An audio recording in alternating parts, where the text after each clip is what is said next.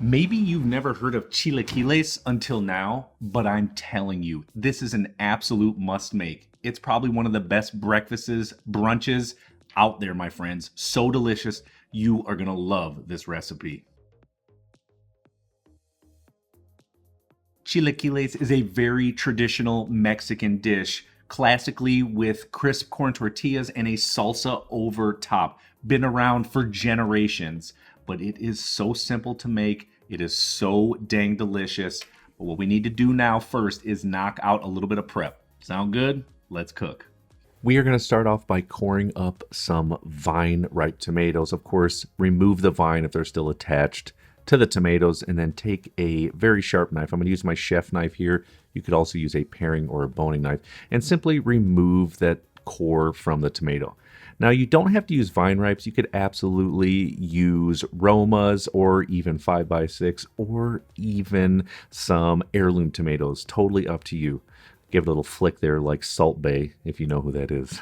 So again, just remove that center core. And then once you've taken that out of the tomatoes, we're just going to simply place them on a cookie sheet tray lined with parchment paper. Now I've got a yellow onion. We're going to slice off the ends, slice it in half, and then of course, you definitely want to remove that outside peel. You could also use a white onion in this case, but I wouldn't use a red onion. So what we want to do is just quarter this. That's it. Slice it down the middle on both sides there. That's it. Transfer it also to that sheet tray lined with parchment paper. And while we're over here, I'm just going to add a few garlic cloves. Just going to help add a little bit more flavor. You probably only need 2 or 3, but I'm Italian, so 4 or 5 is going to do. Now I've got some Serrano peppers. I'm going to remove the ends where the stem is, and then I'm going to remove the pith and the seeds. And you know me, I have zero tolerance when it comes to spicy food, but I do like a little heat. Comfortably spicy is what I like to go for. So slice it in half and then remove that pith and seed if you want to remove a majority of the spice, which I do in my case. I've also got some chiles de arbol. These are dried chiles.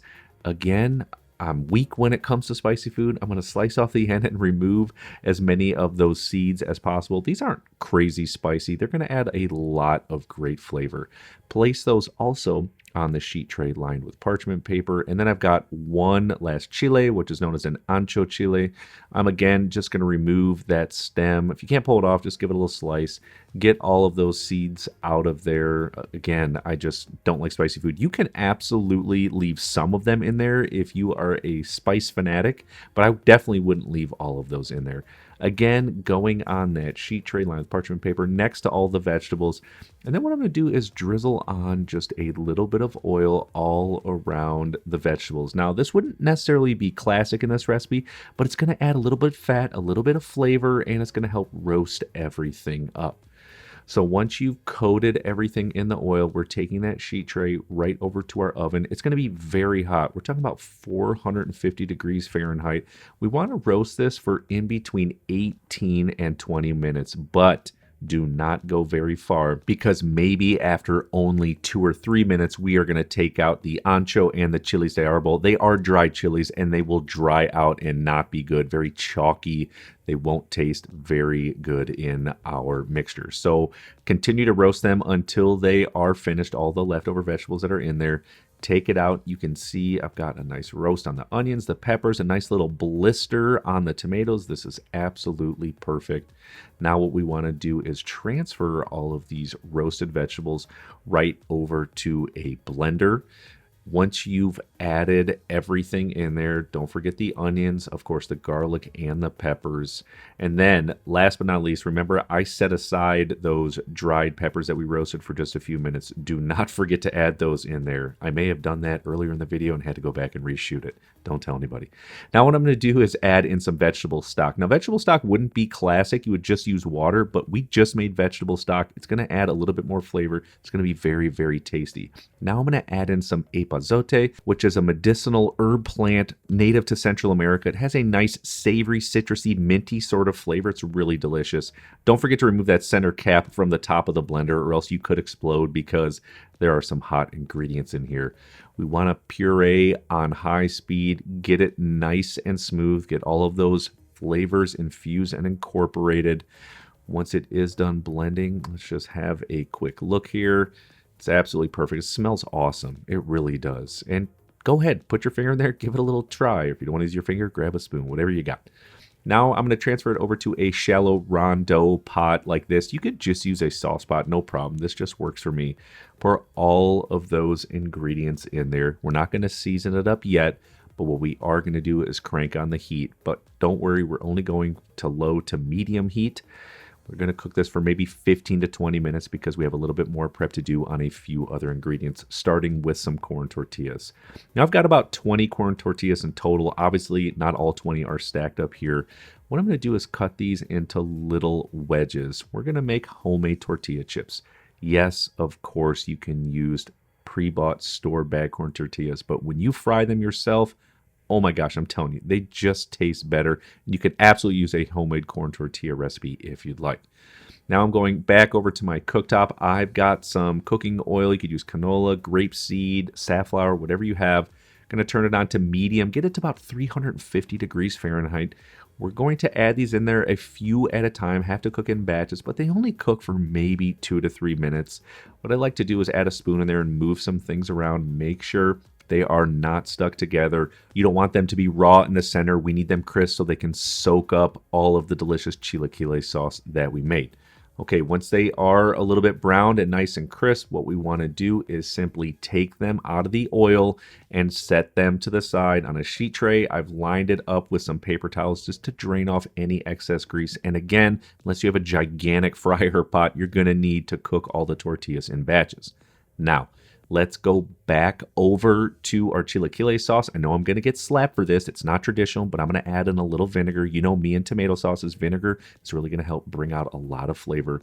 We're going to season it very, very well with salt and pepper. Definitely try it. Remember, season once, taste twice. Taste it, season it, taste it again, see if it needs anything else. Now go ahead and grab a whisk and mix all of these ingredients together. The reason it needs to be seasoned and taste good is because it's also going to season up the chips that we are getting ready to add in there. So whisk it, taste it, make sure it's good to go. Grab the corn tortilla chips again, add all of them in there, every single one that you've got.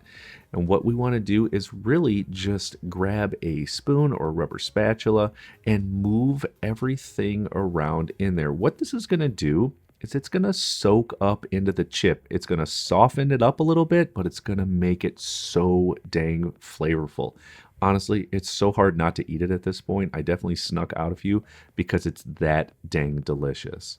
So once you've got everything moved around, like I said, it will soften up. It will look just like this, almost like an enchilada, if you will.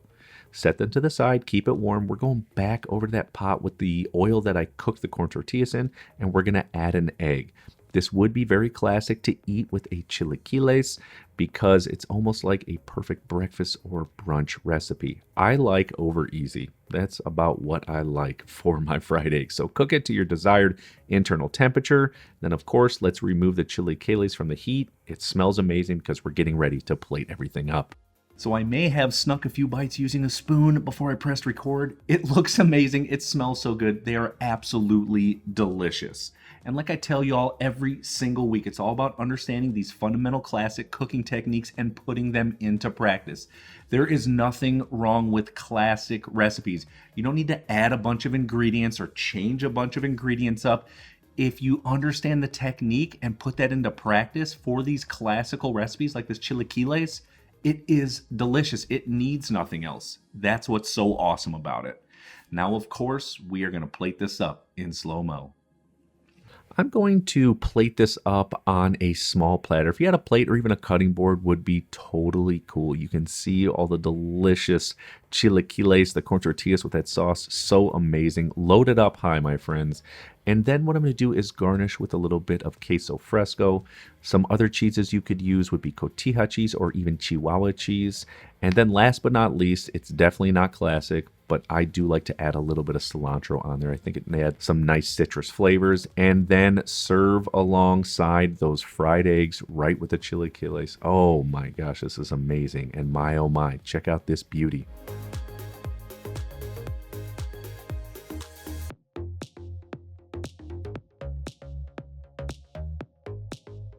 Do you want to serve up something awesome to your guests that they probably never had before or even heard of for breakfast or for brunch? This is it. Chilaquiles. Amazing and awesome to say. Chilaquiles.